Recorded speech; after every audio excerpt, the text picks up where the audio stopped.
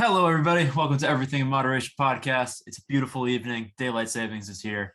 It's getting darker, but it's Oh, lighter in don't the tell me morning. that. So that's good. We got a nice extra hour of sleep over the weekend. We're recharged and ready to go. Heading into the holiday season now. Always a fun time. But what's more fun is we're going to talk about Donald Trump today. He's got the. Why does it Got the look like the flag. French flag? Why is Trump like in the French flag, like the color scheme? Oh God. We have possibly the most infamous president. So yeah, we're gonna grade his presidency on 5 different areas, and we'll see if he makes honor roll. So I think he will. I think he thinks he will too. Okay. I'm really rich. All right.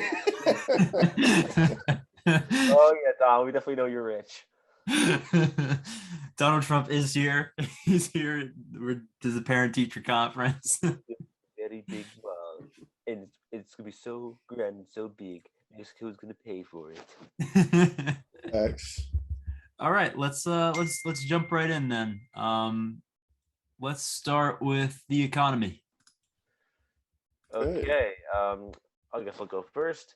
All right. So with the economy, Donald Trump did a fantastic job with the economy. Every single minority unemployment rate was at record lows under Trump. And we've seen many jobs created, millions of jobs created, and many people thought he wasn't going to create those jobs. Remember when President Obama said before he took office, he says, "Oh, those jobs are never going to come back." What magic wand does he have? Well, guess what? Trump found the magic wand. He brought all those jobs back. But one of those things that really goes underrated about Trump, and this goes for like the economy too, is that Trump made he made the U.S. energy independent, and he doesn't really get a lot of credit for that because we're no longer energy independent anymore under Biden. Because under Trump, we actually relied on ourselves. The United States relied on themselves for their own, you know, their own kinds of gas and oil. Now we rely on other countries for our oil and gas. So I'd say for economy, I would give Trump an A plus. Okay. Okay. Now that I'm gonna start, I'm gonna be going strictly from a look at like because when we talk about economy, right? There's people, there's the actual federal government, and how we do talk about tax revenue, and then there's also other things that affect Americans economically. So let's just start from the top. Alrighty, so the economic policy of the Donald Trump administration, I would say, would be characterized by individual and corporate tax cuts, attempts to repeal the Affordable Care Act, Obamacare, trade protectionism, which we haven't seen in a very long time. I'd say we have to go back to the 40s and 50s to see that, right? So also immigration restriction. Why is that affect the economy? Well, I don't know if everybody knows this, but more people in America actually equals more money because you're increasing the labor supply. So deregulation also, he did that with the energy and financial sectors, and also certain responses to the COVID-19 pandemic. So if I were to get into the details, let's look over his term. Over his term, Trump actually reduced federal taxes and also but increased federal spending, which had the effect of significantly increasing the federal budget deficit, which he said that he was going to tackle that, but it looks like he did not. So I guess that was just a bad thing from him to even say that. I don't know why he did. So let's talk about his first 3 years of office. The number of Americans without health insurance increased by 4.6 million. That's 16% of Americans increased. So that's also I would say characterized by a bad thing. And let's, if I can come back to the tax cuts here. The tax cuts really affected corporations. And why do I talk about this? Well, this is what's called as supply side economics, or as I like to call it, stupid economics. And why do I call it stupid economics? Well, we test these ideas out, and we test them out. We've tested them out in the Reagan area. We've tested them out, in Bush era, and we've seen that. But let's go back to the 20s. We've done economic policies like this before, where we reduce the tax structure just by giving out free tax cuts to corporations. What happened then? Oh, the Great Depression. So, we can see the effects of these happen, especially in other economies around the world. Definitely when it comes to that, I would say, pretty bad for at least income inequality specifically.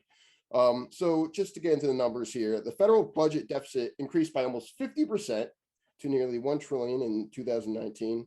And under Trump, the US national debt increased by 39%, reaching 27.75 trillion by the end of his term. And the US debt to GDP ratio also hit a post-World War II record high. So, if I were rating, someone on the economy, I would say that these factors are definitely big. But one thing I want to mention from, Anthony's side is he said, he's doing very good on jobs. So funny enough, Trump left office, and this is definitely a large part due to COVID, but, I still have to talk about it, left office with 3 million fewer jobs in the US than he took office, making Trump the only modern US president to leave office with a smaller workforce. So, if I were to rate economy, especially on these factors, now I want to give him a too high score here. What's the letter grade, Danny? Letter grade on economy. Listen, we've had presidents that have done this before, so I'm not going to give him a extreme. He didn't tank our economy into the ground, but I'm going to give him a D, just like I would give Reagan a D and I would give Bush a D. Bias. You are fake. That's right. Like John said, you're fake news, Danny. Fake news, just Go throwing back out facts. Don't know where these statistics come. They just come out from my butt, right? And I'll say this: if it wasn't for COVID, then I'm gonna come. if it wasn't for COVID, Trump would have created the most jobs of any president ever, and that is if also he was elected a second term.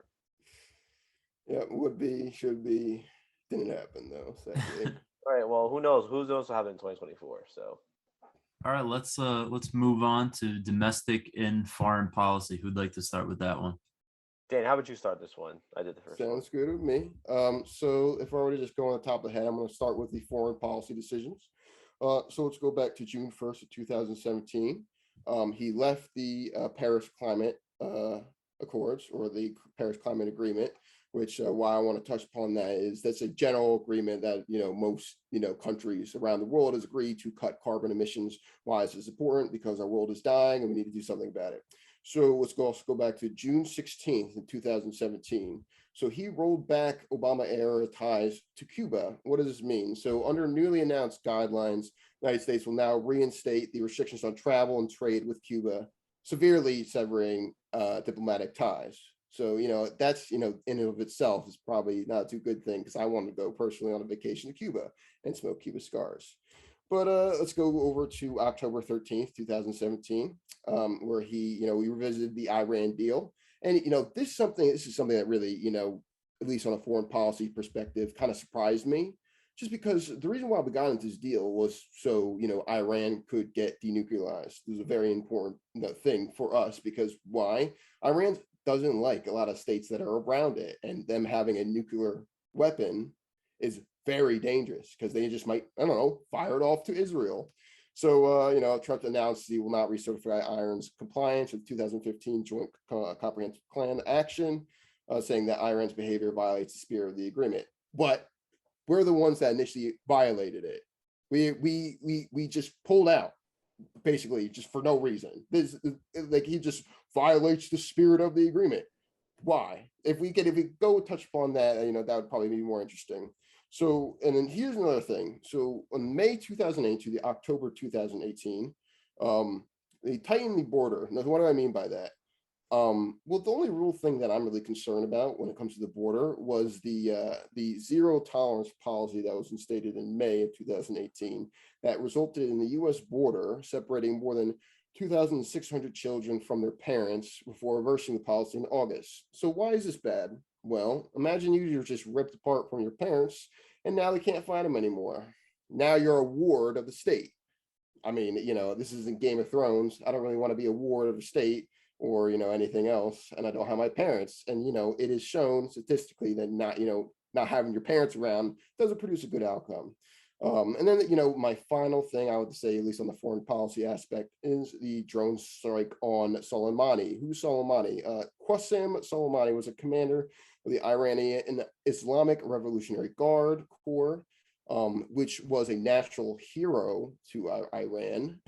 So this kind of just blew up the tensions between us and Iran even more. And, why is this a concern for us?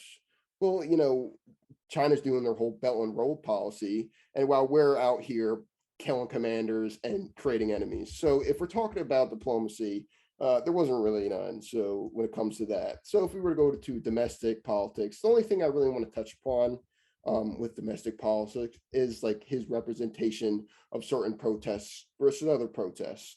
So we were to talk about Black Lives Matter. So about 97% of the Black Lives Matter protests that happened were peaceful, but he, along with a lot of other characters out there in the news media, basically just covered it completely. Like, okay, they're blowing up, burning down buildings. Not saying that didn't happen; it definitely did happen. But if we were to characterize the entire protest as such, it looks like a dystopian nightmare, right? So that's not very good. But then, what happened on January 6th? Trump gave his speech, and then people ran over to the Capitol. So why am I concerned about that? I mean, why is any American concerned about that? Well, it is a threat to our democracy to have a whole bunch of hooligans running around in the Capitol and, causing a disturbance. And, they might have even killed some congressmen if they came down to it. Thank God they got them out. But how does that viewed? It wasn't viewed in the same way as those BLM protests, because if they were, the National Guard would have been called like this and very soon. But it was very delayed. So, another thing I want to talk about when it comes to that issue within itself is that is a classic trigger that a lot of, and that I'm not going to say Donald Trump is definitely not a fascist. I'm going to say this right here. Okay, quotations, Donald Trump is not a fascist. However, proto-fascists do look for events that they can get a lot of like people going, and a lot of people like, if they can continually do small events like this, even if it has a 1% chance of overturning the election, if they were just constantly try over again, probabilities in their favor.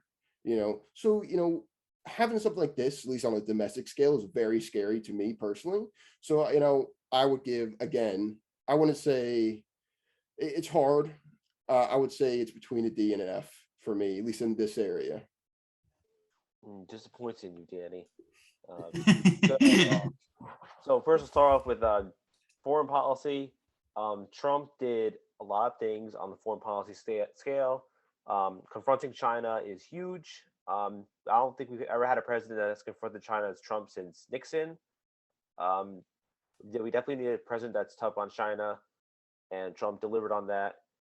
Trump he made our enemies afraid of us on the international stage. He obliterated ISIS, obliterated Qasem Soleimani, like Danny mentioned.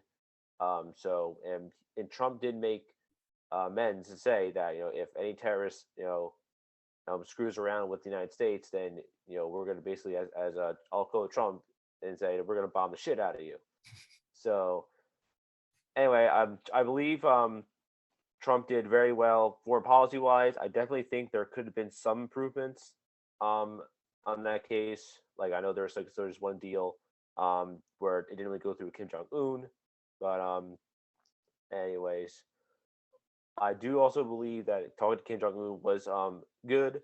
Although because Trump did make to say that don't do anything bad to the U.S. Kim Jong-un listen until they start launching missiles again. Leaving the Paris Climate Accord was a good thing because we were getting ripped off from it. The USMCA replacing the NAFTA with the USMCA was also great, and I just overall just think that he did very well with foreign policy, domestic policy. He did extremely well. I personally love his policies. His policies were perfect. As Danny mentioned, I do want to say this since Danny mentioned it about the BLM January 6th protest. Obviously, both of them are perpetrated differently from the media. With the BLM protests, having a bunch of violence in our streets. And same thing like January 6th, there was violence. And I mentioned this in the previous episode that I know people who were at January 6th, the day of the this when they stormed the Capitol, and I know people who did not storm the Capitol. So so not everyone was there to storm the Capitol. From what I've heard, there are people that say the FBI was planned January 6th. That's still an investigation ongoing. But to say that Donald Trump said that he incited insurrection is blatantly false. He did not incite an insurrection. Because you want to say that he said he peacefully, I know you'll peacefully and patriotically make your voices heard. If that's like an insurrection, I think you really need to get your ears checked.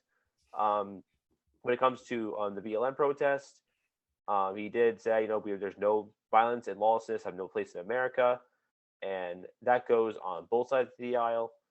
But yeah, I acknowledge that there were peaceful BLM protests. I do believe that Trump should respond a lot quicker to the BLM protest. He waited a little bit, but that is, I think he should respond a little quicker. You think he should have responded quicker for the January 6th event? I don't think he knew it was going to happen, but he How do you know called it's going to happen? the National Guard, and the National Guard was refused to show up. So you can't really blame Trump for that. I don't know about that one. All right, well, you can disagree with me if you want to, but I disagree with a lot of what you're saying tonight too. So Look at this guy. overall, I give Trump an A on policy, on both foreign and domestic. All right, gentlemen, let's head into a lightning round, and we're going into the handling of crisis. Very simple. We could just dumb that down to COVID. That's the crisis at hand. So, basically, give like a under a minute, summarize his COVID response, whether it was good or not, and then assign a letter. All right, so his response to the COVID pandemic was better than anyone could have imagined. He's also the reason why we have a vaccine. So if it wasn't really for Trump, like it mentioned, if someone else was in charge at the time as president, then it would have been a whole lot different. Trump provided a lot of good transparency between the government and the people. I do think the only mistake he made was putting Fauci at the in the front. Fauci has been proven to be a flip-flopper on many things, and I think Trump did a fantastic job handling COVID. I know a lot of people on this show will most likely disagree with me, but as you can tell, Trump did a fantastic job handling all crises, not only domestically, internationally. So I will give him an A. All right, Danny. Okay, I'm gonna make this fast. I'm gonna do it over all his words. So on January 22nd, in response to the question about whether he was worried given the first report of no U.S. case, he said, "No, not at all." And where we have it totally under control. It's one person coming in from China, and we have it under control. It's going to be fine. February 2nd, we pretty much shut it down coming in from China. February 25th, we have very few people with it. April 28th. But I think what happens is it's going to go away. This is going to go away. June 17th, it's fading away. June 19th, July 19th. I think we're going to be very good with the coronavirus. And I think that at some point it's going to be just disappear. I hope August 5th. It's going away. Like things go away. No question in my mind that it will go away, hopefully sooner rather than later. Okay, where are we now? 750,000 Americans are dead. So, praying and crossing your fingers is not a very good job. What last thing I'll say, because I love just bringing this up. He said and recommended that you should get ultraviolet light inside the body and you should inject disinfectant. So, just one of those stasis alone. I'm just going to say F. All right. We have two different types of teachers out here, so this is going to be a fun one for the parents. Talking about. Yeah, I just get these quotes from my ass. Yeah, but I do want to, if I can get a rebuttal to on what Danny said, that Trump was only saying what medical professionals were telling him. So it's not like he was just pulling it out of his ass and saying it. Those must be some stupid medical professionals that use ultraviolet light and inject disinfectant. If that guy said that's crazy, he should be fired if he said that. He should be fired a long time ago. This is a reminder to go watch Anthony Fauci's documentary on Disney Plus. I haven't watched it, but If you look at that and the Joker movie thing side by side, it looks amazing. all right, boys, let's move on to transparency. We're heading into the last two areas, so we'll hit transparency first. Okay, if I want to start, this is actually going to be something surprising, probably to Anthony's. I think Donald Trump is probably one of the more transparent presidents. I think, and this is just coming from personal dialogue.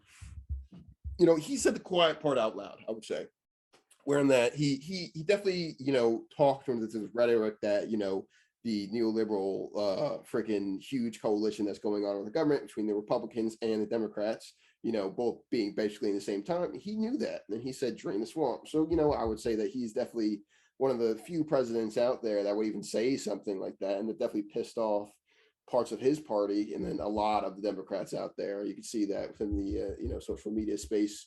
So I commend him for that, and he's a very honest person. So I would say my ranking for that would be a B, only because there are certain things that are a little bit hidden. For example, we gave a lot of weapons to Saudi Arabia, and we gave them a lot of support.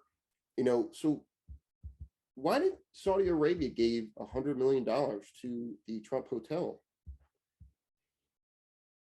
Stuff like that, and this is what I'm saying here. All presidents do this. Joe Biden's going to do it. George Bush does it. This is not a new thing. Okay. So taking bribes from foreign governments, not a new thing for American politics. So, that I would say that's a very slight on Donald Trump's part, and I would give him a ranking of B here. Regarding transparency with Trump, I would agree with Danny. He was one of the most transparent presidents we've ever had. Especially, telling it like it is, calling the media corrupt, calling them the fake news. Trump literally revolutionized, what it means to be talking to the media, and the media was always corrupt, but it just made so Donald Trump just pulled back the curtain and made show the American people who they really were. I think when it comes to talking about like his press conferences too, he always told like it is. But like Danny said, there's always something that was hidden, and I just really would say that obviously it was classified information, I understand, but like obviously I think when it came down to like transparency, obviously a lot of people have comments about the way he handled himself with the media. I mean, I didn't really care how he handled himself with the media. I mean, look, he told it like it is. But I would give I it. love it. I love it, honestly. I would, I wish more presidents were like that. yeah, but I would give his grief on transparency and A minus. You're muted, Christian. There you go. I do. Thank you. I do miss Trump's press conferences. Those were the highlight of a lot of Yes, it things. was. My favorite is when he told Peter Alexander he was a terrible reporter. It looked at Trump like hand on his heart, like, are you guys? I can't believe you're talking to me like that. You're the president of the United States. You should know better. Of course, Trump is not a politician. That's the thing. That was probably one of the better things about him, and also one of the worst things about him. It was interesting to see a person in that power have such a disregard for a lot of the establishment, which Danny did mention with the neoliberal coalition. So moving in, we're going to go to party goals now. How did Trump do with the Republican Party's goals throughout his presidency? For the most part, Trump got a lot done with the Republican Party's goals. I think the only thing that he did not get done was trying to repeal and replace Obamacare. And I mean, he did make an effort to repeal and replace it, but he never happened under his presidency, unfortunately. Obviously, you look at the campaign promises he ran on, he got a majority of them done. And the amount that he got done in like 4 years, it's impressive. Like some presidents, it takes them like a whole 8 years to get all of their campaign promises done. And Trump did a lot of it. Regarding the Republican Party, I think one of the things he has been saying is that he wants the Republican, he wants the Senate to have new leadership in the GOP, and you also have to keep in mind there's only like there's some things he just could never do, because there's so many Republicans that were against him, and like I say, and also in the GOP in the Senate too as well. A lot of them, wouldn't be able to work with him. There's only that certain chunk in Congress that were able to work with him. So for Republican Party goals, I would give him a B. All right. Okay. So I just want to touch upon the Affordable Care Act. Actually, the Affordable Care Act was created by the Heritage Foundation. And it was actually originally peddled by Mitt Romney. So I would argue that him not repealing Obamacare is actually a Republican, thing. So, good on him for that. However, I would say he is one of the most effective Republican presidents to get Republican goals done in modern history. And I would put him up against George Bush and Ronald Reagan. So why do I say that? Well, mostly from the tax cut. Yes, he pretty much blew up the federal deficit, but Republicans love that. They love destroying federal tax revenue. I don't know why, just because it kind of fucks with our deficit and our debt. However, it is an essential, what Republicans really want within their presidency is to cut taxes. Not saying that it's going to be a good or bad thing, but it's definitely, a huge goal of theirs. Not only that, he was able to create an entire border wall out of that. And he had a lot of opposition, but he was an extremely effective president at getting what he wanted done. For example, when they didn't want to fund the border wall and, the Democratic caucus was threatening him, what did he do? He shut down the government. He said, no, you're not going to bully me, and I'm going to get my shit and what I want done. And he did. He got the border wall built, and it's parts of it's missing, some of it's rusted, but it's still there. So I would say he was probably one of the most effective Republican presidents in U.S. history, and I would give him an A+ rating for that. Wow. All right. The report cards are in, gentlemen. We have him making the honor roll on Anthony's report card. And on Danny, he is a delinquent student. He's like a C student, right? He only It has passed to be one class in Danny's. No. He's a C student because listen, he got what, mostly D's, and then he got some A's and a B.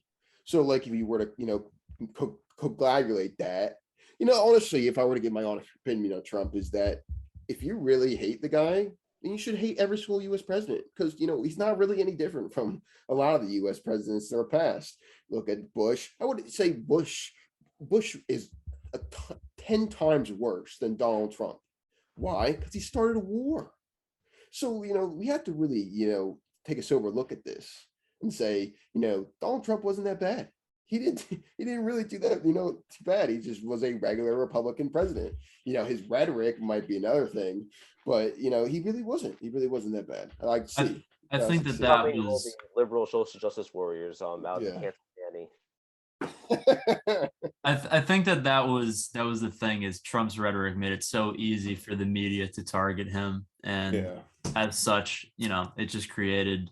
I mean, granted, like a lot of the stuff he said out of context was just you're like, what did he just say?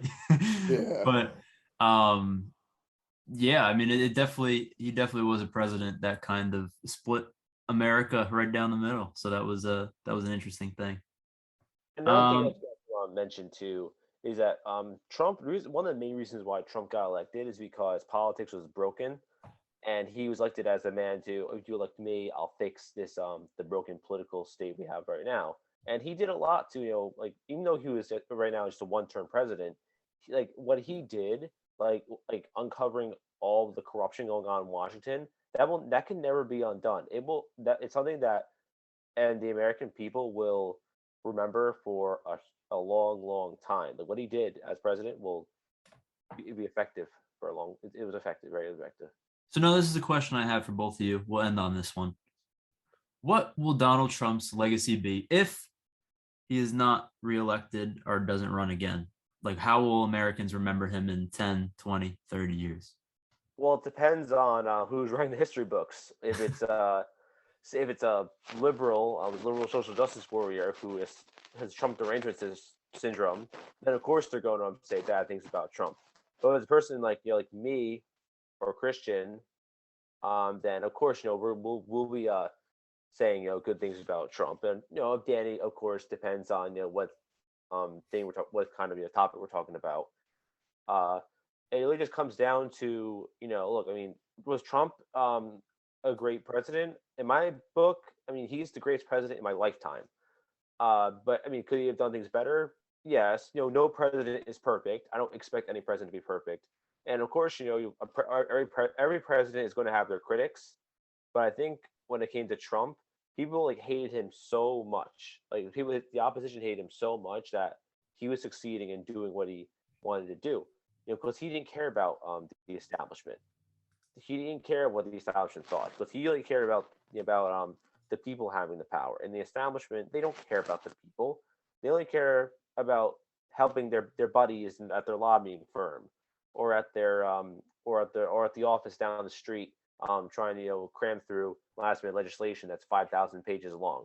So I would say Trump revolutionized politics for the better, and I think the people who don't see that light or don't like him should really see that. And I urge the people who don't like Trump should just look into his policies and see how good of a president he was.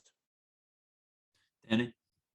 So, I'm going to take a very weird light to this. I don't think he's going to be remembered for his policies. I mean, do we remember what not Abraham Lincoln, probably not a good example because one major policy, but do you remember Warren Harding's policies? Do you remember all these people's policy? So I don't think he's going to be remembered for policies, but I do think he will be remembered for the political environment that he created. And why do I say that? Well, I'm alluding to an episode we will do in the future, where we'll be talking about, in Italy, and especially the proto-fascist environment that was created under Gabriel D'Annunzio. So if you look, and I won't spoil much of anything, but when it comes to political environments, when you have a very decisive and divided nation, and it's created like that, under economic stress and political stress, it creates an environment where people go to one of two radicals, right? You can either go to, the radical left side. During that time, there was pro-Soviets talking about, we really want Hungarian policies of Soviet Hungarian policies, blah, blah, blah. We want extreme reform. And then there was D'Annunzio, who was a nationalist, much like Trump, where he loved his nation. And, he really just wanted, a fix of these broken politics, because Italy's politics was broken back then. So I don't think he will be remembered for his policy, but for the political environment that he created, because this opens up an area now where people can now accept a president that could be fascist. I'm not saying that it might happen within their lifetimes. I'm not even saying it's likely. What I am saying is that he has opened a slot for a person like this to come to power. Also, speaking of fascists, we have a debate coming up: fascism versus Bolshevism, Maoism versus Bolshevism. Yeah, all of that. We get to see who has the highest body count. That's going to be the most. That's going to be the debate. Like that.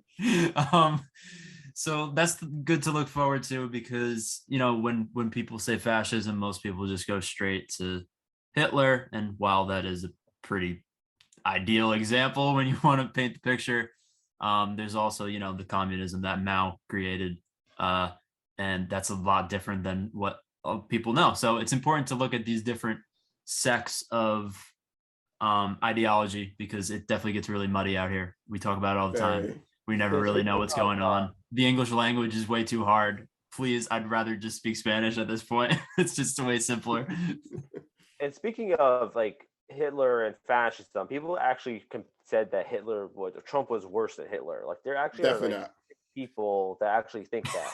I don't know how someone could unironically try to think eradicate that. the entire race. Trump never even came close to doing anything like that. Right. And what people will argue is they'll say the camps that immigrants were sent to, they are technically under national law concentration camps. However, were they the same concentration camps? Obviously not, because people didn't die and were murdered.